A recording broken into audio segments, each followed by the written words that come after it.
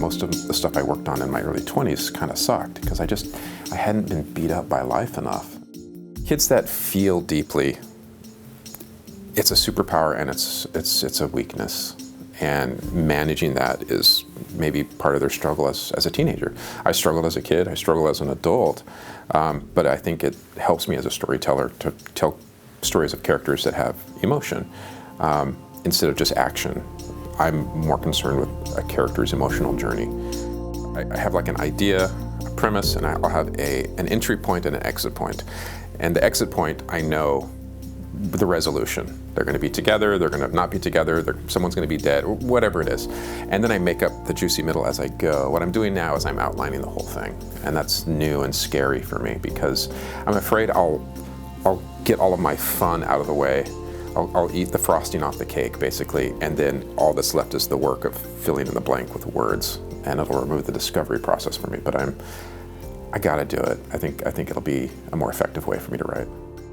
I used to write very distant, the camera's up here, almost from like a screenwriting mentality of the outside in, and it took me a while to get my brain into writing from the inside out. And then I do try to write for all five senses. So I want my characters to smell things and to taste things and to hear music, to have all the senses sort of like working. And then I think the story becomes more immersive. It's more enjoyable for me to write. I try to splash a lot of different things on the page with words. For some writers, it's less about the story, and maybe it's more about the linguistic jujitsu of the clever arrangement of words on the page. And I spend less time on that, and I spend more time on story, and I spend more time on things that will push emotional buttons, and sometimes those are sensory things, and sometimes those are just a metaphor that echoes the mood or foreshadows what's going to happen later for these characters. And so I am conscious of that stuff because I want either to take the reader's hand and guide them on this journey, or I want to fool them and they think they're going down this path and it's going to get this and it's going to be that. And you can kind of do that in subtle ways with the type of language, whether it has a positive, negative, or neutral vibe. Every writer has strengths, and some are just great at building suspense, and other people's story is so magnificent that they don't have to have lots of colorful metaphors, and you're still drawn in. Their words are so beautiful and poetic, you don't care.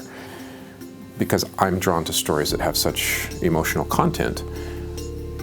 For me, the type of books that I like and the books that I want to write, rather than have an MFA in creative writing, I think you need life experience and sometimes need to be kicked around by life a little bit. And then you have an emotional reservoir to write from. Truly, I say this, it's sad and it's kind of true, but I tend to say my writing career began when I wrote my parents' obituaries. And then I had something to write about.